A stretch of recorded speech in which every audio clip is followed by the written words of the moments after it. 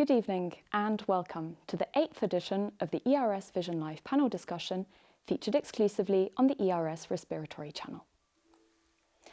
Today's discussion will focus on the impact of COVID-19 on interstitial lung diseases. The talk will be broken down into 3 parts in which the panel and speakers will discuss the fibrotic progression after COVID-19, the home tele-monitoring process of patients with ILD, and the organisation of services to monitor and support patients with long COVID. We are delighted to welcome today's panel led by Professor Carlos Robalo Cordeiro, current ERS President-elect, and Professor Sara Tomassetti, ERS faculty and member of the ERS Guidelines Working Group. Carlos is head of Pulmonology Department at the Coimbra University Hospital and Dean of Coimbra Medical School, where he is full Professor of Pulmonology. He was elected in August 2020 for the ERS presidential cycle and is our current ERS President-elect. Sara is Associate Professor of Respiratory Medicine at Florence University in Italy and Head of Interventional Pulmonology Unit at Careggi University Hospital. She has extensive experience in all aspects of interstitial lung diseases and interventional pulmonology, including cryobiopsy. Good evening, Professor Robalo Cordeiro and Professor Tomassetti. Good evening, and thank you very much, Maeve. It's a pleasure. Good evening, Maeve, and welcome everybody to this session. Here with us today. Joining us to help understand the evidence on fibrotic progression after COVID-19 is Professor Caterina Antonio.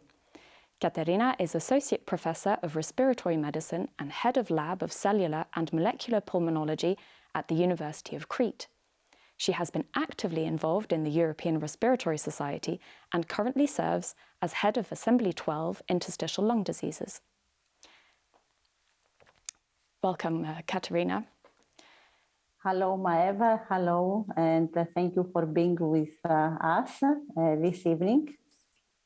Thank you for joining us. So to start this first section off, Sara, a question for you. Has COVID-19 had a clear impact on the progression of fibrotic lung diseases?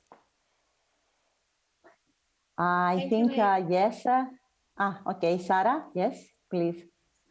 Thank you, Maeve, for this question. I think it surely does.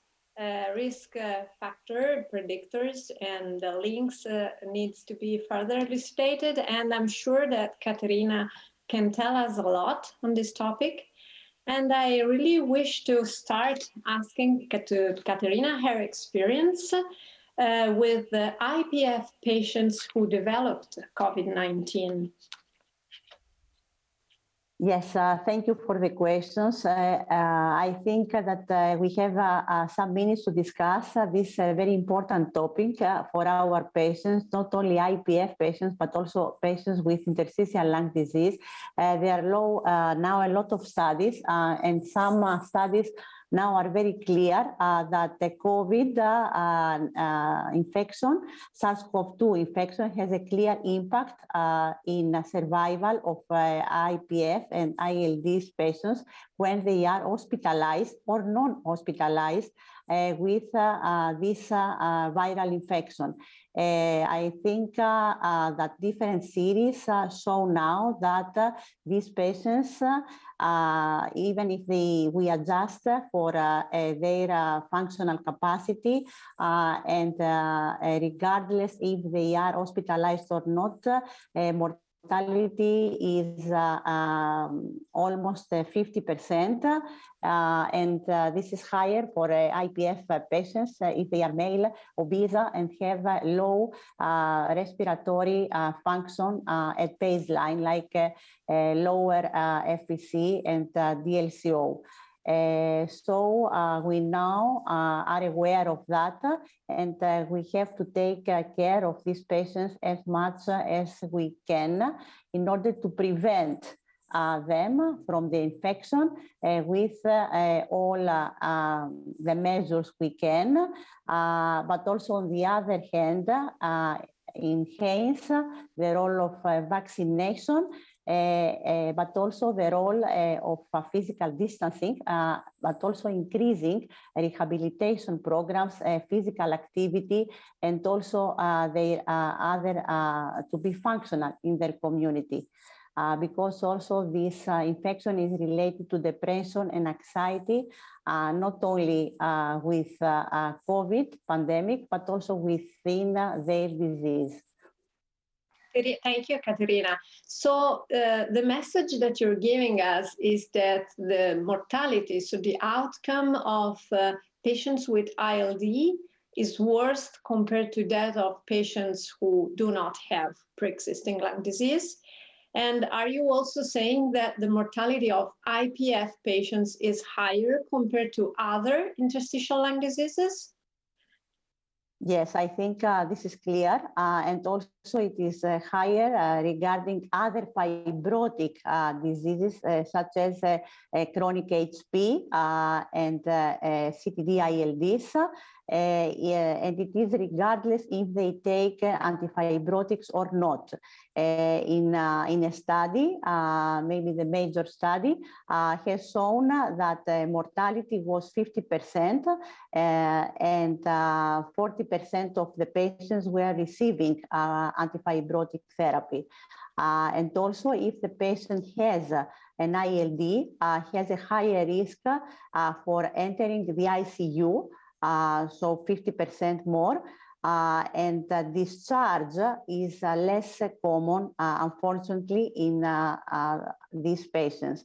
And also in another study, which is covering hospitalized and non-hospitalized patients. This is important because at the initial studies, more hospitalized patients were included in the studies. Fourfold was the increase of hospitalized and death in the ILDs patients. Caterina, have you observed in terms of HRCT, for example, if IPF patients do have different features compared to non-IPF COVID patients? For example, does COVID in IPF resemble more an acute exacerbation, in your opinion? I think, yes, I think we know that acute exacerbation is very similar. Acute exacerbation in IPF has a lot of similarities with ARDS. And what we know is that COVID pneumonia, severe COVID pneumonia, is similar to ERDS in a sense.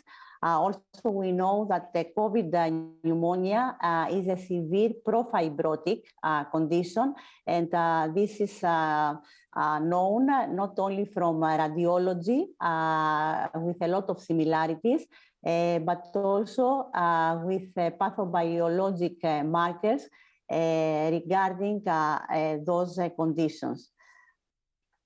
Thank you, Caterina. You have already introduced a very important topic that is supposed to be my second question. So what are the post-COVID changes that we observe after the disease? So this is a very critical question where I think it is an open discussion. We need more data. You are conducting a very nice study in Italy, and I would like your opinion about that. However, we know from the literature and from meta-analysis that the majority of patients after severe COVID infection are improved with or without corticosteroid treatments. There are different management all over the world. But what it is clear is that we have to follow up close those patients after 6 weeks of the discharge, and after that 3, 6, and 12-month follow-up is important. Management is divergent according different centers. Some centers are introducing corticosteroids after 3 to 6 months after the acute, of course, infection, following a regimen which could be similar to OP and SIP, which is also the most frequent pattern in CT in early to moderate phase of post-COVID phase. But in other countries like Spain or France, they have also trials with antifibrotics. Regarding fibrotic changes that are not resolving, we know that there are patients, at least 5% from the meta-analysis, that the condition is not resolving, and symptoms, clinical worsening, and radiological changes are not improving with time, with rehabilitations, or with corticosteroids. And one more issue is that if we decide to manage those patients with corticosteroids in the late phase, we have to take in considerations that we have adverse events and that we don't have to treat the CT, but the patient, and sometimes those patients are severely ill after mechanical ventilation or a lot of days in ICU, and they have myopathy and other systemic features from the viral infection. Your opinion and yes, and your study. Well, our data. Yes. Thanks for asking. Our data are in line with what you reported from the literature. We have observed 1/5 of patients with diffuse lung changes and fibrotic changes. And only, 60% of our patients remain stable, 40% improved, and a very small minority worsened over a period of 12 months. So the data are quite reassuring. Some of the fibrotic cases have been reclassified multidisciplinary as idiopathic pulmonary fibrosis, even though a very small minority. And I think it is also very important to be used in a very cautionary way the word fibrosis, and how can we define post-COVID fibrosis, Caterina, in a more precise and sharpened way? Yes, I think we have to work more on that. What we know is that fibrotic changes, let's say after COVID, are very related to the extent of CT changes in the acute phase, of the use or not use of mechanical ventilations. And there is also a study which is showing correlations with leukocytosis and other markers during hospitalization. It is difficult to be precise what exactly is the fibrotic changes. However, what we know pathobiologically is that we have an increase, a cytolytic effect of the virus in the pneumocytes 2 and the pneumocytes 1. We have epithelial damage with increase and stimulation of angiotensin 2, which is having an effect in increasing extracellular matrix, KL6, and also polymorphonuclear cells with increased netosis phenomenon in the lung parenchyma. So we have a lot of similarities in the post-COVID fibrosis, or let's say interstitial lung changes with IPF, with pulmonary fibrosis. But I think there are also studies which is ongoing, and some genetics also studies could also help us to further investigate this new disease. Let's say we will see. Caterina, you told us about the use of corticosteroids for the small group of patients that progress and that has OP or NSIP features. What about antifibrotics? When would you prescribe antifibrotics, and what are the predictive factors, if there are any? Yes, I think that we should do a case-by-case discussion, as we do in ILD, MDD discussion in these cases. For example, in France and in Spain, there are ongoing trials in antifibrotic, and they include patients that have a low diffusion capacity, less than 70%, and extent of CT more than 20%, 3 to 6 months after the acute phase. Of course, if these parameters and they compare that with placebo. We don't know yet the results of these trials. However, I think that we have to follow up these patients closely, regardless management. And I think that we have to take in consideration that other comorbidities are important when we treat those patients. They have very common factors like obesity, age, and male sex, which are adverse factors for them. So you can imagine if you introduce also steroids without a particular indication.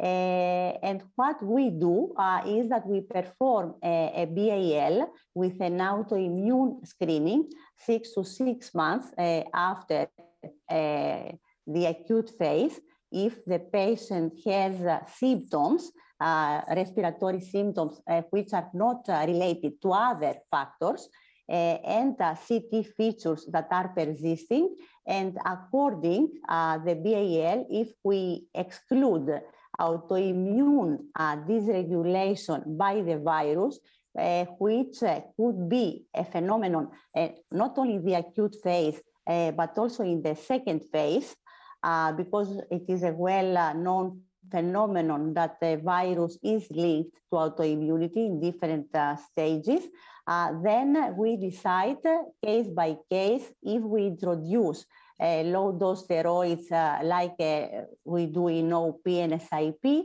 and we follow the patient, we leave it without treatment and close follow-up, or we introduce antifibrotics. So it is a case-by-case discussion.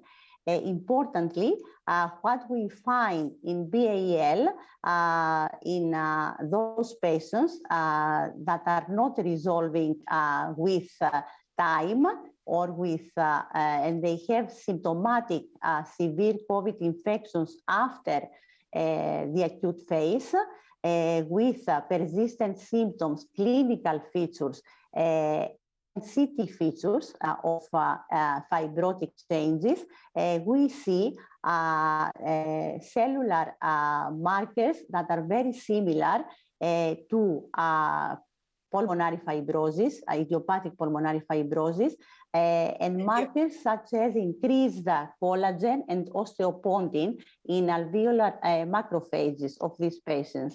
And not only that, some monocytes increase correlated to a lower diffusion capacity. So I think pathobiology is very important. Thank you very much. This is so very interesting. I think our time is up, and I want to hand it over to Marlies to introduce the next speaker. Thanks a lot. Thank you so much, Sara. Thank you too. And now to the next topic of discussion, home telemonitoring of patients with ILD. We welcome Professor Marlies Wijsenbeek. Marlies is chair of the Erasmus Multidisciplinary Centre of Interstitial Lung Diseases and Sarcoidosis and member of the European Reference Network based in the Netherlands. She is also chair of the ERS Group 12.1 Idiopathic Interstitial Pneumonias and associate editor of the European Respiratory Journal. Welcome, Marlies. Thanks, Maeve, and good evening to everybody. Very nice that you're joining. Thank you so much. It's lovely to have you here. So to start the second section of discussions off, Carlos, how significant has remote monitoring been in the management of ILD patients during the pandemic? Well, home monitoring was already there. And, but I think the pandemic reinforced its role, and I think it is really here to stay. And for the years to come, its importance is really increasing. And with the pandemic, we saw that perfectly. And with this, I will start asking questions to Marlies. Thank you, Marlies, for being available for this program. I think you have a long experience already in patients in home monitoring of ILD patients, and you publish it already. And so my first question, I know that there are high patient satisfaction from your papers. My question is, what is the pragmatic effect in care and outcome of those patients? It was good seeing you, and thanks for this obviously important question. There is some research in ILD. We did an RCT in patients with IPF, but we added home monitoring on top, and we showed that the addition of home monitoring actually improved psychological well-being for these patients. It led to more medication interventions for the patients and also had a very high patient satisfaction. But so far, we don't have a randomized controlled trial in ILD where we replaced care and looked at long-term outcomes like lung function, patient quality of life after a year. But we did learn already from COVID, like you already said, COVID speeded things up. We had 300 patients in the Netherlands using the home monitoring system during COVID. And what we saw is that it replaced about 50% of the consultations. But more importantly, patients were extremely happy and felt safe because of the platform, felt more informed. And 98% of those patients wanted to continue with using home monitoring after the COVID, if there's going to be an after the COVID. Yes. Yes. So when you say that it replaced 50% of the visits of the patients, you mean the scheduled visits or the non-scheduled visits? The scheduled visits. So we used it because patients obviously struggled in COVID times to come to the hospital, and also the hospital had less capacity. So we really replaced care. We have not investigated if it replaces unscheduled visits, but my experience in practice is that it helps us dealing with the patients on a distance. We have a pulmonary function, we have a pulse oximetry, the patient can report if they have fever. So you already have a lot of things in place where you can judge how ill is the patient, and does the patient need to come to the hospital, or can I, for instance, give antibiotics and treat the patients on a distance first? Yes. Is it possible to think on an optimal frequency for this monitoring process, or what do you think about this? Yeah, I think we don't know that yet. In practice, I think it remains important to also see patients, but it also depends on traveling distance. Imagine if you would live in a very rural place in Canada and would have to travel to see your specialist for 6 hours and go by plane. Probably then you say, if everything goes well, we do home monitoring and I see my specialist once a year. If you live in the Netherlands, 15 minutes from the hospital, you probably say we can do half-half. So I think it is also patient dependent, but in my feeling, having about half of the visits would definitely be feasible. Okay, so we move to the next question, Marlies. So you also showed very elegantly in a study recently published related with a survey based in your group that worldwide healthcare providers are very positive towards implementation of this process in ILD patients. I think it is really what we are assisting now everywhere. Anyway, we also see if we do a PubMed search that pulmonology is not very well placed. It's far behind other disciplines like radiology, oncology, cardiology, in which concern so the usage of machine and deep learning studies. So why is that? Where are we failing? What are the needs for implementing that in pulmonology also? Yeah, I think that's an excellent and very intriguing question. Why we do so differently as pulmonologists. I'm not aware of any structured research investigating this, but I could think of some reasons. Maybe we have less technology acceptance as pulmonologists than, for instance, cardiologists or surgeons who work with more technical devices than we do, but it's speculative. I think in general, we underestimate our patients. We have a significant group of elderly patients and we think that they cannot do it. We think they're not online. But patient associations are actually reporting that during the COVID pandemic, many of their members, also elderly members, became more technical savvy. All are online now because that is their lifeline to the outside world. So I think we should not underestimate our patient population. And I think we also, our profession has some things that intrinsically cannot be done at home. We can't have HRCTs at home, so patients need to come for that. So once they're in the hospital, we rather see them and do all investigations. So I think those are probably more pulmonary specific causes, but I can think of some general ones. But I don't know if you have an idea about this as well, Carlos.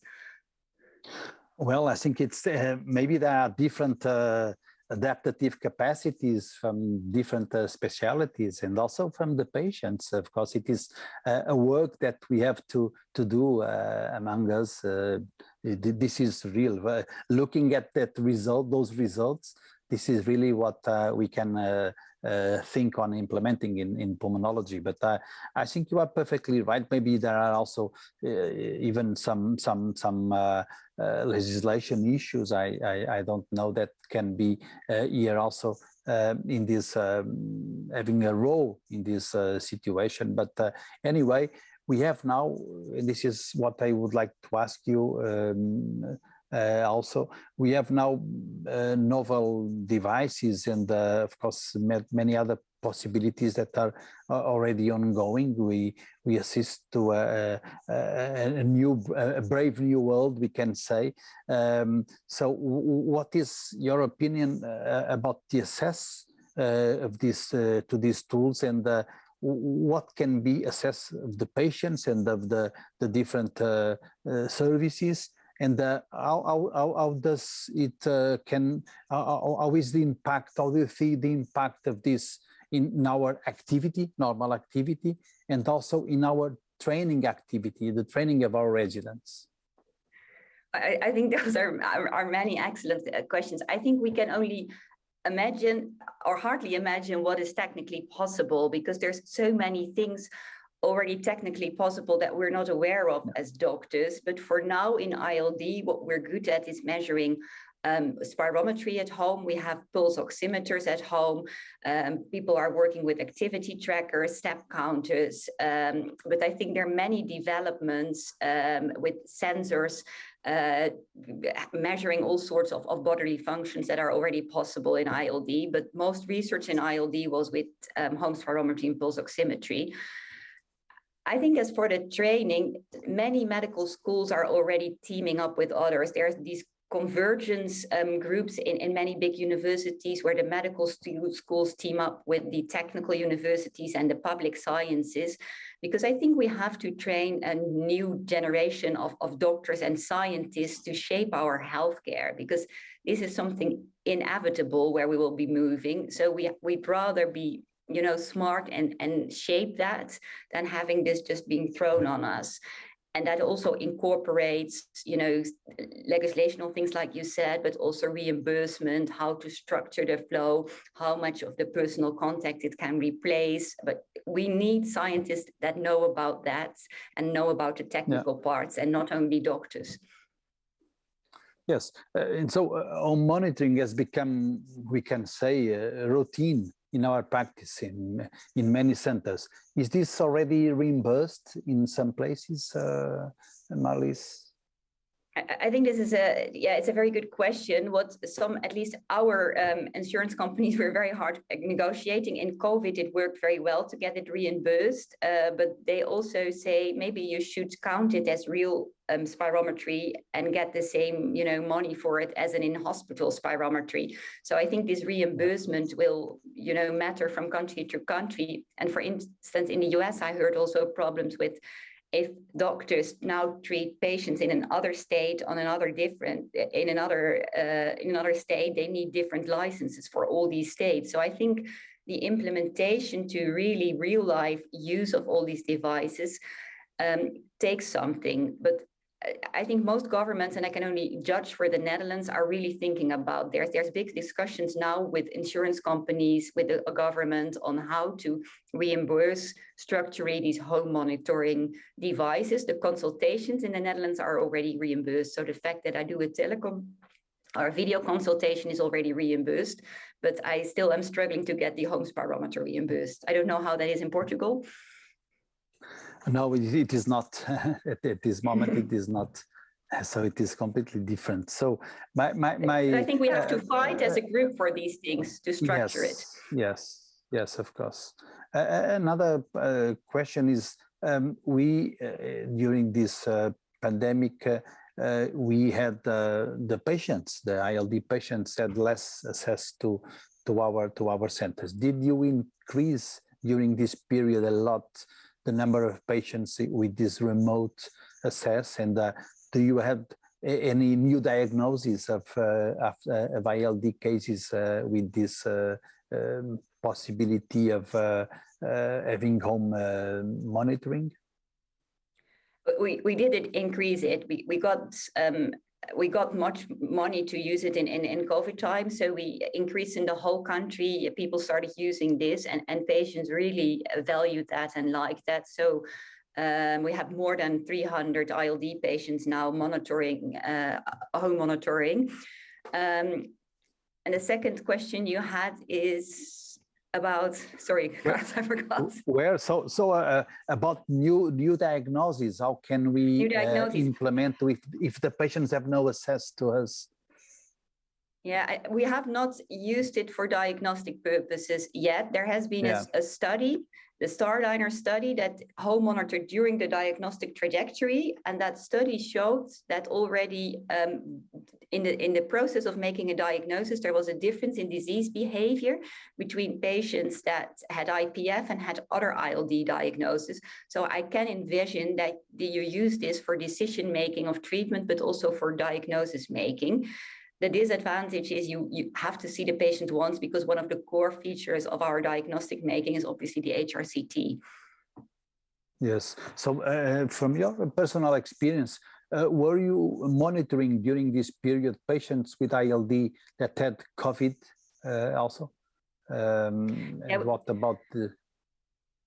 Yeah, we had patients with ILD that we detected even infections in patients that already had pre-existing ILD, where we saw that the Homespirometer went down, and we could monitor on a difference. But we also used the system for patients with COVID, so non-ILD patients who were in the ICU or admitted with a lot of oxygen and abnormalities, when we discharged them to home to monitor them safely after discharge, so that we could make room in the hospital and could get more insights into their recovery trajectory. So we've used the same system that we used for ILD also to monitor patients post-COVID.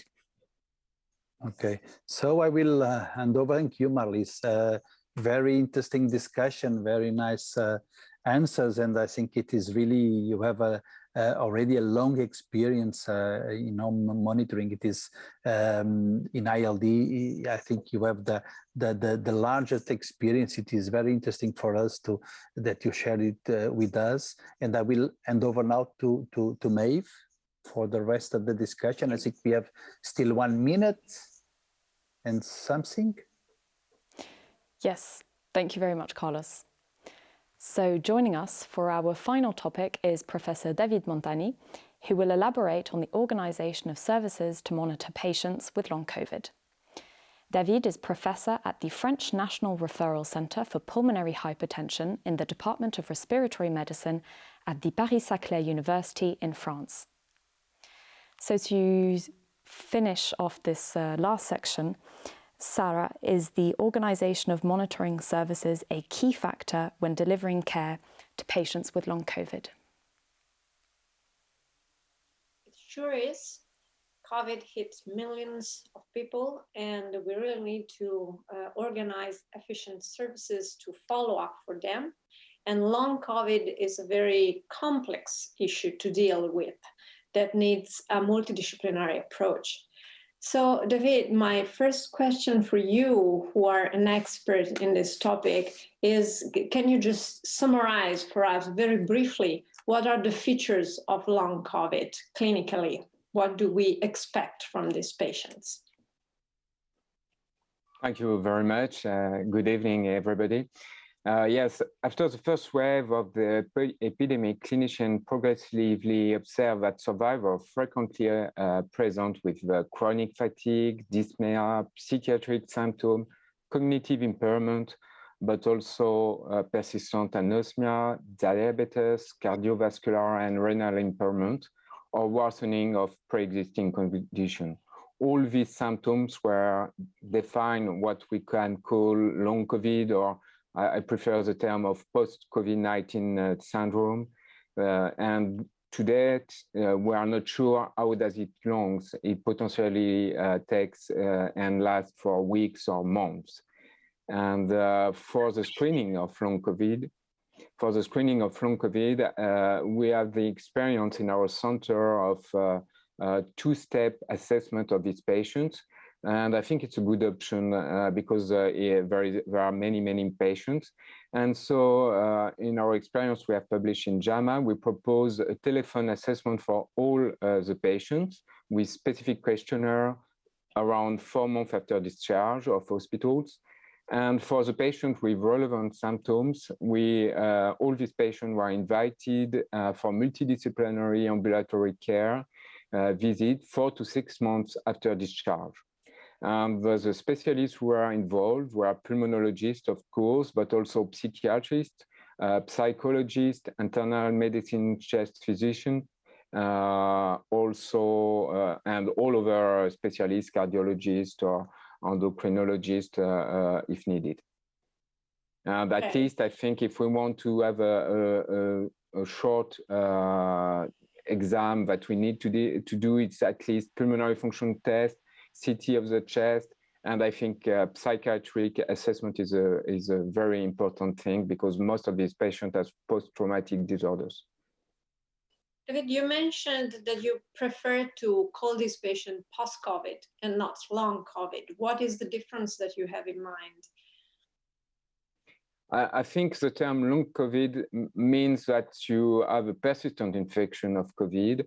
I'm not sure that it's the case for this patient. I think it's more post-COVID syndrome. And if we focus, for example, in psychiatric or cognitive impairment, probably it may be the consequence of hospitalization, but also the acute infection, but there is not necessarily persistent inflammation or persistent infection. That means long COVID, like a long infection. Okay, and so the approach that you propose is multidisciplinary, and you have mentioned many different specialists. Which tests are you performing during the follow-up, and at what time? Yes, as I said, we perform them at between 4 to 6 months for the patient who had symptoms. I think there is a huge limitation during this epidemic, is that we have to deal with the patient with post-acute COVID syndrome, but also at the same time, we have to treat the patient with acute COVID-19. And clearly, it means a lot of resource to treat this patient. So we have to screen the patient that needs exams. And I think phone assessment may be one, or internet assessment may be one tool. And after, for the patient who came, we performed pulmonary function test, CT, biologic tests, psychiatric assessment, assessment of quality of life, echo if needed, and 6-minute walk distance. And I think it may be, and after we tried to do the exam according to their symptoms, neurological exams, ENT assessment if they are persistent anosmia. Okay, so you have mentioned echo, you mean lung ultrasound or you mean echocardiography? Echocardiography. But in our experience, very few patients have cardiac impairment at 6 months. I think it's very rare patients. And then can you identify any risk factor for cardiovascular complication during the long COVID? I think for pulmonary and cardiovascular complication, I think it represents the most severe patient, but not only. But it's something very difficult to deal because probably we have some patients who are not hospitalized with post-acute COVID-19 syndromes, and it's very difficult to catch this patient in the general population. But for respiratory and cardiovascular complication, I think it represents mostly the most severe patients. But for example, for psychiatric or complaints or cognitive impairment, I think it may be present in most of the patients, including patients with mild acute COVID-19. Okay, you have mentioned pulmonary function tests. So which functional tests do you routinely perform and which one do you electively perform? Yes. One of the limitations is that given the million of patients with COVID-19 and the need of multidisciplinary approach, the difficulty to have access to pulmonary function tests, we have to try to do the best. But we have been able in our center to perform pulmonary function tests for all the patients who came to the ambulatory care visit for symptoms with spirometry, plethysmography, and also diffusing lung capacity. I think it's very important. And for the patients who have normal pulmonary function tests but persistent dyspnea, it's also unexplained dyspnea. It's not a rare situation. We propose to perform cardiopulmonary exercise testing and to screen for hyperventilation syndrome, because in my opinion, there are many patients with hyperventilation syndromes at 4 to 6 months after acute COVID-19. And I think CPET or hyperventilation test may be able to screen this patient with normal CT, normal pulmonary function test, but unexplained dyspnea. Are you performing also sleep studies in these patients? Excuse me, I don't, which study? Sorry, are you performing also sleep studies for apneas?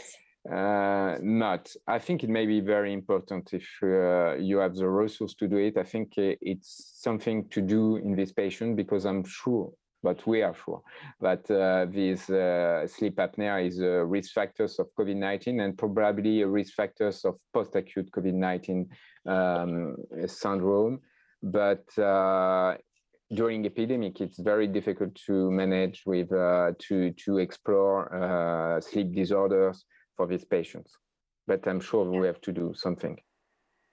Understandable. Also doing pulmonary function tests is very challenging this time. Yes, very challenging. And the other very important chapter is HRCT. So did you perform HRCT in all patients that came for complaining with symptoms after your interview, or you pre-select patient with chest X-rays, or how do you manage the HRCT screening? Yes, we perform CT of the chest for all the patients who came to ambulatory care visit, even if there are no respiratory symptoms. So all the patients who came to this ambulatory care visit had a CT in the management of their hospitalization, and also for all the patients who had an hospitalization in ICU. And for all these patients, of course, we can see some sequelae at 4 to 6 months after acute COVID-19. I don't know how to call these sequelae because some of them are persistent ganglia opacities, some of them have fibrotic changes.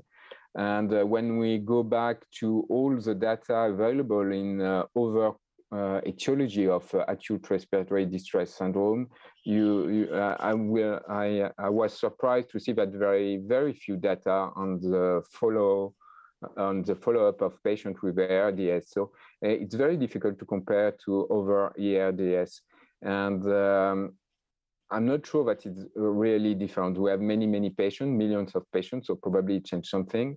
But we can see some fibrotic changes after ARDS for over-infection also.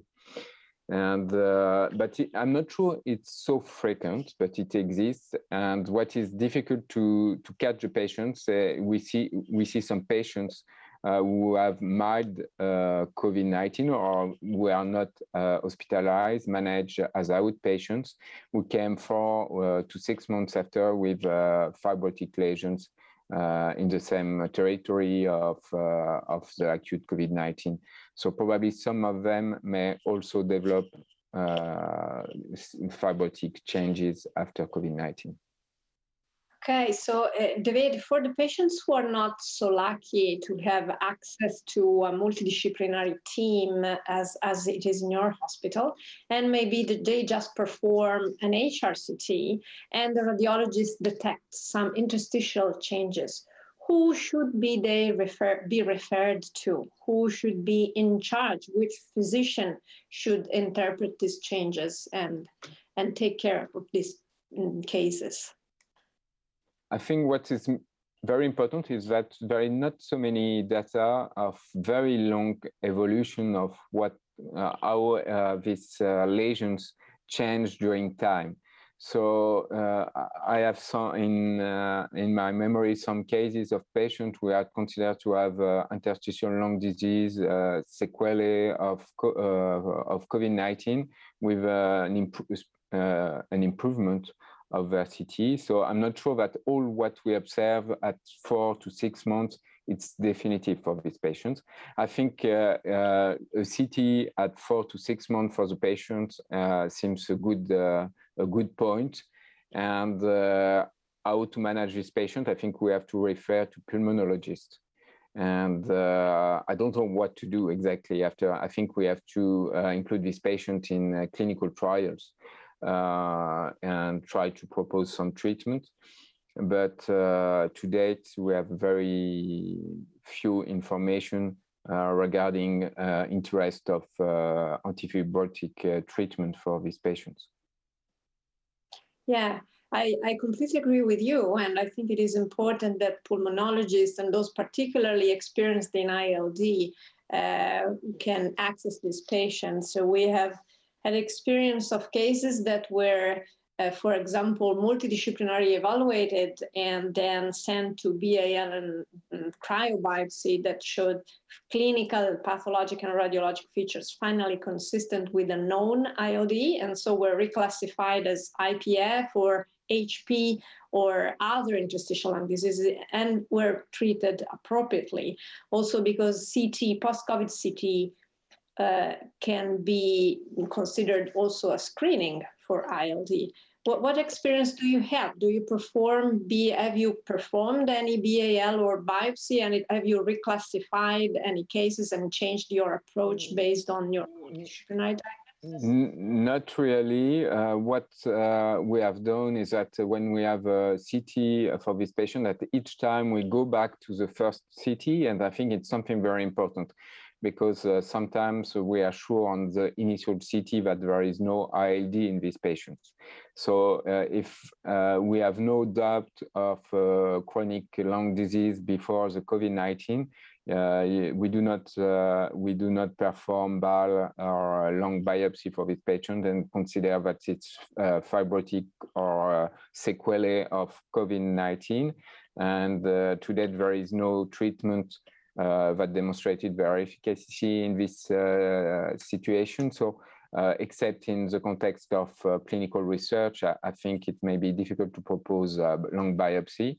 But if we have CT, the first initial CT with abnormal or some clue that could suggest that there is a pre-existing ILD, it may be important to discuss discuss again and to go to lung biopsy or BAL if we have a doubt for a pre-existing ILD. I think it's the only case that it may be of interest. Great, thank you very much. And I think we are perfectly on time, so I want to go back to Maeve and Carlos for the final question and answers. Yes, maybe I will have also a quick question for David. Thank you, David, for this very interesting discussion. My question is related with the management of these long COVID patients, related with the rehabilitation. So what do you think it is the role, and if you have referred a lot of patients for cardiopulmonary rehabilitation? You already said that you do not have many cardiac consequences, but what is your opinion regarding this cardiopulmonary rehabilitation in these patients? Yes, it's a major question. I referred many patients in my dreams because I think many patients may benefit from rehabilitation, but of course during epidemic it was clearly very difficult to manage because we have to see the patient 4 to 6 months after initial COVID. At each time it has the same time of a new wave with acute cases and the limitation of beds to have patients. So I think rehabilitation is clearly important for these patients, and to date very difficult to do, except in my dreams. Thank you. So I think it's time now for the take-home messages, if I may. And I would say we had the 3 very interesting discussions on 3 different topics, but of course with a lot of connections. And for the impact of COVID in ILD, I think that we are, of course, COVID has worsened the scenario of our pulmonary fibrosis clinics. We have much more patients in our clinics at this moment, and we know, and with a worse prognosis, this is true, and it was really stressed by Katerina. But I think anyway, we need prospective studies and clinical trials. I think we need studies now in order to better understand the potential interstitial sequela in the long COVID, and to clarify what are the interstitial sequelae of the long COVID in our different clinics. I think it is something that we have to do now. We have already 2 years almost of this pandemic. So this is the first point. The second one related with the home monitoring. Well, it was really clear that this has several advantages, of course. Well, with the continuity of care in our patients during this pandemic, and maybe on the next pandemic, of course, also. This is the way to close monitor our patients, and also the way we can empower our patients. So those are real advantages of this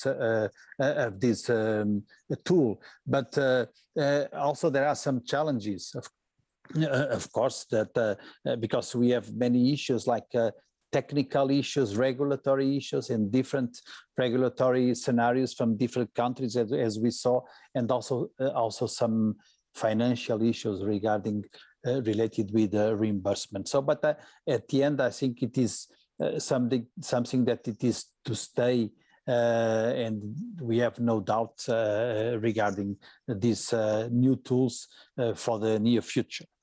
And finally, related with the long COVID patients, I think, and the need that we have to face this, I would say, new pandemic.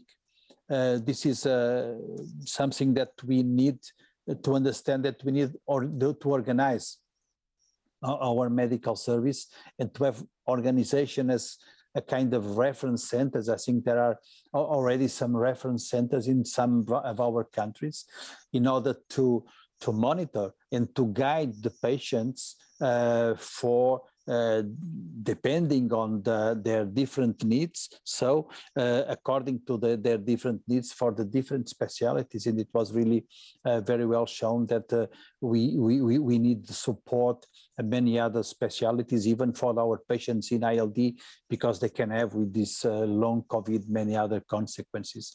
So with this, I think it is now time to hand over to Maeve and to thank you all. Sara, it was a pleasure to share with you this ERS Vision Live.